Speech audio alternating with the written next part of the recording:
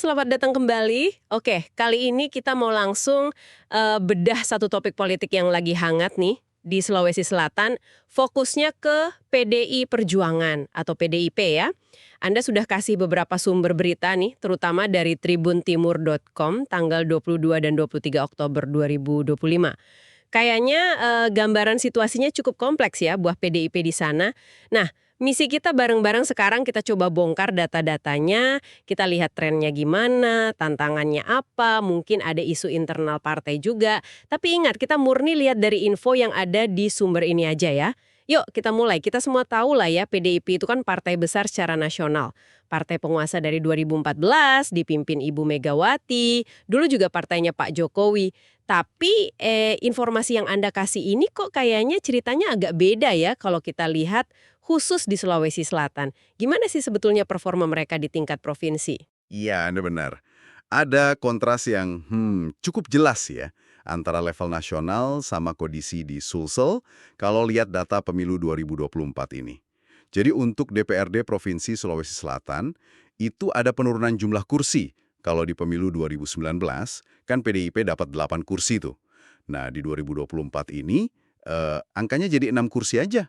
Jadi cuma 6 ya? Iya, 6. Dan 6 kursi ini didapat dari total suara sekitar 326.328 suara lah yang mereka kumpulkan di 11 daerah pemilihan atau dapil provinsi. Wah, hilang 2 kursi di provinsi. Itu lumayan signifikan ya buat partai sekelas PDIP. Makanya nggak heran kalau sumber yang Anda kasih itu bilang ada semacam sinyal keresahan internal gitu. Disebut juga ada seruan dari katanya senior partai buat evaluasi total. Wah, ini kedengarannya bukan basa-basi biasa ya. Kayak alarm internal gitu ya. Tepat sekali. Istilah evaluasi total itu biasanya menandakan kalau masalah ini dianggap serius, butuh penanganan mendasar, bukan cuma dianggap siklus politik biasa aja.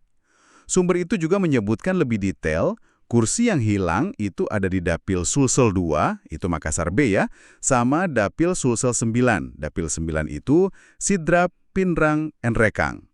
Nah, di dua dapil ini, 2019 mereka ada kursi, tapi 2024 kemarin gagal mempertahankan. Oh gitu. Tapi yang bikin tambah menarik nih, katanya kan pertarungannya ketat banget ya di beberapa dapil. Kayak di dapil Sulsel 2 yang kursinya hilang itu. Ternyata selisihnya tipis banget ya. Iya, betul. PDIP dapat 27.207 suara, sementara batas suara buat kursi terakhir itu 28.206. Beda seribuan suara aja. Ini kan bukan berarti kalah telak ya, lebih kayak, wah pertarungannya sengit banget tapi hasilnya belum berpihak gitu. Betul sekali. Dan pola yang mirip-mirip, walau selisihnya mungkin agak lebar dikit, itu juga ada di Dapil Sulsel 10. Itu Tanah Toraja sama Toraja Utara. Di sana PDIP dapat 28.372 suara, nah kursi terakhirnya itu di 30.847 suara. Kalah tipis kayak di Dapil 2 itu, bisa nunjukin banyak hal sih. Mungkin basis suara PDIP sebenarnya masih ada, cukup solid malah. Tapi ada kendala di, last mile-nya gitu. Entah strategi mobilisasi hari H, atau mungkin persaingan figur calegnya yang ketat banget, baik di internal atau sama partai lain. Iya ya. Ini nunjukin potensi sebetulnya ada, tapi ya itu, belum berhasil jadi kursi. Menarik nih, apakah nanti evaluasi internal mereka bakal fokus ke strategi menang di kondisi margin tipis kayak gini? Oke. Jadi di level provinsi ada penurunan, ada alarm internal, terus ada juga kekalahan tipis yang nunjukin potensi yang belum maksimal. Sip. Sekarang coba kita turun lagi nih lebih dalam, ke level kabupaten dan kota. Ini penting banget soalnya, seperti yang Anda singgung dari sumber tadi, kan mau ada konferensi daerah ya, Konfirda, PDIP, sesulsel. Semacam musyawarah besar gitu kan. Pasti hasil di tingkat bawah ini jadi sorotan utama di sana. Gimana potretnya? Nah ini dia, kalau di provinsi tadi gambarannya penurunan, di level kabupaten kota ini, data yang ada nunjukin tantangan yang kayaknya lebih fundamental deh. Temuan yang paling paling mencolok dari sumber Anda itu fakta bahwa PDIP ini gagal meraih satu kursi pun di DPRD pada pemilu 2024. Dan ini terjadi di 7 kabupaten sekaligus, 0 kursi. Tunggu. 7 kabupaten, tanpa satupun wakil di DPRD. Itu, angka yang signifikan banget ya buat partai sebesar PDIP di satu provinsi. Bisa disebutin nggak kabupaten mana aja tuh? Bisa. Menurut data dari sumber Anda ya, 7 kabupaten itu adalah Wajo, Jeneponto, Maros, terus Sidenreng Rapang atau Sidrap, Sinjai, Enrekang, dan Bantaeng. Wow. Iya, artinya kan di 7 wilayah ini, suara pemilih PDIP itu nggak ada yang jadi kursi sama sekali di parlemen daerahnya. Ini jelas menimbulkan pertanyaan serius ya, soal efektivitas mesin partai mereka di akar rumput di wilayah-wilayah itu. 7 kabupaten tanpa kursi. Ini benar-benar kontras ya sama citra partai besar. Tapi apa semuanya suram gitu? Nggak ada gitu daerah yang PDIP justru lumayan bagus hasilnya di tingkat kabupaten kota? Ada satu pengecualian yang cukup menonjol. Sumber Anda mencatat, dari 24 kabupaten kota di Sulsel, cuma ada satu daerah di mana PDIP berhasil jadi pemenang Pileg 2024, yaitu di Kabupaten Luwu Timur. Di sana mereka dapat kursi terbanyak. Oh, cuma satu. Luwu Timur. Menarik nih, ada konteks khusus nggak di balik kemenangan satu-satunya ini? Mungkin ada faktor figur kuat atau kondisi lokal yang beda gitu di sana? Nah, sumber Anda ngasih detail kunci soal ini.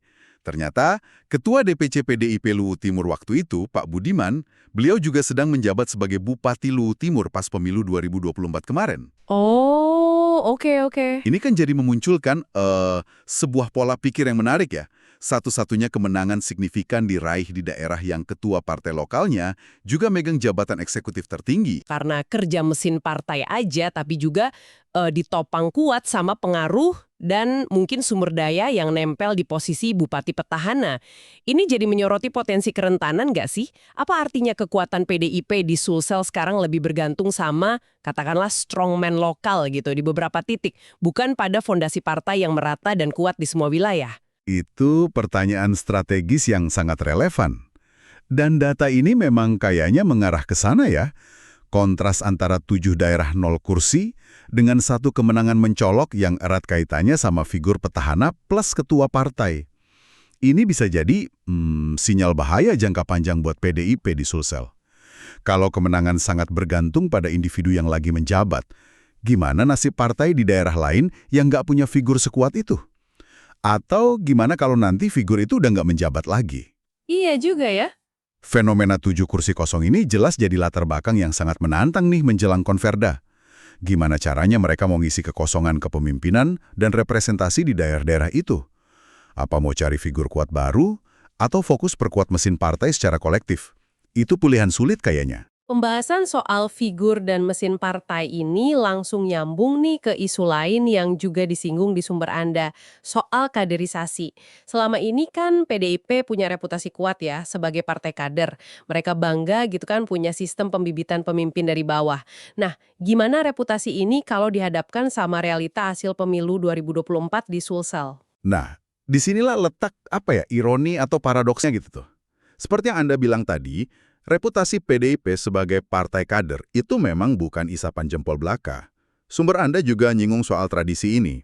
Nyebut contoh almarhum Bahar Mahmud yang mimpin DPD Sulsel lama banget kan? Itu nunjukin stabilitas kepemimpinan ya. Terus, kepemimpinan DPD sekarang, Pak Ridwan Andi Witiri sebagai ketua dan Pak Rudi Pitergoni sekretarisnya, dua-duanya juga produk kaderisasi internal. Mulainya dari organisasi sayap partai, Banteng Muda Indonesia atau BMI. Iya, sering dengar itu. Secara teori kan, jalur kaderisasi ini harusnya menghasilkan kader-kader tangguh ya di semua tingkatan. Tapi faktanya, kita lihat tadi, ada 7 kabupaten kota yang DPRD-nya kosong sama sekali. Ini kayaknya agak mematahkan narasi partai kader yang kuat itu ya, setiganya untuk konteks Sulsel saat ini. Apa ini artinya ada semacam krisis kader diam-diam gitu di lapangan? Atau sistem regenerasinya macet di level lokal? Atau ada penjelasan lain mungkin? Ini pertanyaan kunci yang mungkin lagi dipikirin sama elit PDIP Sulsel ya, menjelang konverda nanti. Tradisi kaderisasi yang udah mapan secara historis, ternyata nggak otomatis ngejamin hasil bagus di lapangan pas pemilu 2024. Kenapa bisa ada diskoneksi begini? Sumbernya sih nggak merinci ya sebabnya apa. Tapi kita bisa coba spekulasi lah berdasarkan pola umum politik. Mungkin kombinasi dari beberapa faktor ya. Bisa jadi kesulitan rekrut atau mempertahankan kader yang kompetitif dan populer di daerah-daerah itu. Atau persaingan yang kuat banget dari figur partai lain yang mungkin lebih mengakar secara lokal di sana. Atau bisa juga, masalah alokasi sumber daya dan strategi pemenangan yang belum optimal buat kader-kader yang diusung di dapil yang dianggap sulit itu. Sumber juga nyebutin, kalau secara historis, agak sulit ya buat orang baru atau figur dari luar lingkaran inti buat langsung mimpin partai di tingkat DPC di kabupaten kota. Ini nambah lapisan kerumitan lagi dong ya. Kalau kader internal yang ada sekarang belum berhasil bawa kemenangan, sementara pintu buat figur eksternal atau generasi baru mungkin nggak sepenuhnya terbuka lebar, gimana PDIP Sulsel bisa melakukan revitalisasi? Betul. Ini dilema klasik sih di banyak partai yang punya tradisi kuat. Di satu sisi, ya bagus, soliditas internal terjaga. Tapi di sisi lain, bisa jadi menghambat masuknya energi baru atau adaptasi terhadap perubahan lanskap politik lokal. Konverda nanti itu jadi ujian sesungguhnya. Apa mereka bakal berani bikin terobosan di sistem kaderisasi dan kepemimpinan daerah? Atau ya, tetap berpegang pada pola lama sambil berharap hasilnya beda gitu? Kegagalan ngisi 7 kursi kosong itu kan taruhannya representasi politik yang signifikan banget. Oke, jadi kita udah lihat nih, ada penurunan di provinsi. Ada kekosongan kursi yang mencolok di 7 kabupaten. Terus ada pertanyaan serius soal efektivitas kaderisasi dibanding reputasi historisnya. Nah, sekarang coba kita tarik napas dulu sebentar, kita tanya nih. Apa artinya semua ini buat Anda, pendengar kami? Kenapa penting buat Anda yang ngamatin politik, baik lokal maupun nasional, buat memahami kesulitan yang dihadapi partai sebesar PDIP di satu provinsi kayak Sulawesi Selatan ini? Relevansinya cukup luas menurut saya. Pertama, dinamika di Sulsel ini bisa jadi semacam canary in the coal mine gitu ya. Indikator awal dari pergeseran politik yang lebih besar atau tantangan serupa yang mungkin dihadapi partai besar lain di daerah lain juga. Memahaminya kan mengasih kita perspektif soal kesehatan demokrasi elektoral di level subnasional. Iya, betul. Kedua, kasus ini studi kasus yang menarik banget soal pertarungan abadi antara kekuatan mesin partai lawan daya tarik figur individual. Contoh Luwu Timur versus 7 kabupaten kosong tadi itu jelas banget. Ini bantu kita memahami faktor mana sih yang lebih dominan nentuin pilihan pemilih di era sekarang. Ketiga, ya buat Anda yang tertarik sama masa depan politik Sulsel, hasil konverda PDIP nanti dan strategi mereka ke depan, itu bakal jadi salah satu faktor kunci yang ngebentuk lanskap politik regional di sana. Dan tentu saja, sebagai partai nasional, dinamika di Sulsel, meskipun regional, tetap aja punya sedikit gaung lah ya ke konstelasi politik nasional. Tepat. Ini bukan sekedar soal menang kalah atau hitung-hitungan kursi aja kan? Ini nyangkut isu representasi, gimana suara kelompok masyarakat tertentu bisa tersalurkan atau malah nggak tersalurkan di lembaga legislatif. Ini juga soal vitalitas partai politik itu sendiri, gimana sebuah organisasi politik besar beradaptasi, belajar dari kekalahan dan mengelola regenerasi. Seruan evaluasi total yang dikutip sumber Anda tadi itu jadi titik awal yang krusial banget. Nah, tindak lanjut konkretnya nanti apa dari PDIP Sulsel itu yang bakal nunjukin keseriusan mereka ngadepin tantangan ini. Baiklah, sebelum kita akhiri nih, mari kita rangkum sedikit ya poin-poin kunci yang udah kita gali dari sumber-sumber Anda soal situasi PDIP di Sulawesi Selatan. Pertama, ada penurunan perolehan kursi yang jelas dan signifikan, baik di DPRD Provinsi dari 8 jadi 6 kursi maupun di tingkat kabupaten kota. Iya. Kedua, fenomena yang paling dramatis yaitu tadi, nihilnya perolehan kursi DPRD di 7 kabupaten pada pemilu 2024. Kosong sama sekali. Ketiga, muncul kontras yang tajam antara reputasi historis PDIP sebagai partai kader dengan tantangan nyata dalam kaderisasi atau regenerasi yang kelihatan dari hasil pemilu kemarin. Betul.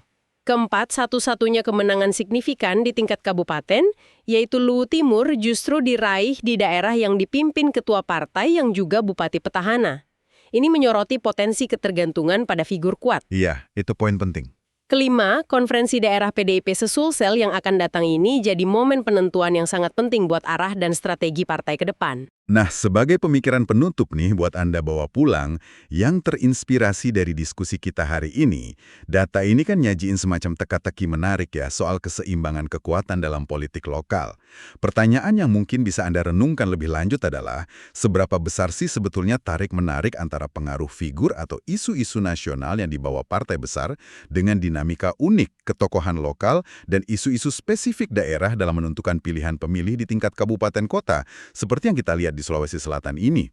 Dan tantangan buat partai kayak PDIP ke depan adalah gimana mereka bisa meramu strategi yang bisa menyeimbangkan kedua kutub ini. Maksudnya, memanfaatkan kekuatan nasional dan figur sentral mereka, tapi juga tetap peka dan efektif menggarap realitas politik akar rumput yang sangat beragam di tiap daerah. Gimana caranya tuh? Wah, pertanyaan reflektif yang sangat relevan ya buat kita semua yang tertarik sama politik, baik sebagai pengamat maupun sebagai warga negara. Oke, terima kasih banyak sudah menyimak pembahasan kita kali ini, sebuah upaya untuk membedah situasi PDIP di Sulawesi Selatan berdasarkan informasi yang Anda sediakan. Semoga analisis ini bisa memberi Anda pemahaman yang lebih dalam dan cepat ya tentang salah satu dinamika politik penting di negeri kita. Sampai jumpa di kesempatan berikutnya. Download Tribun X sekarang, menghadirkan lokal menjadi Indonesia.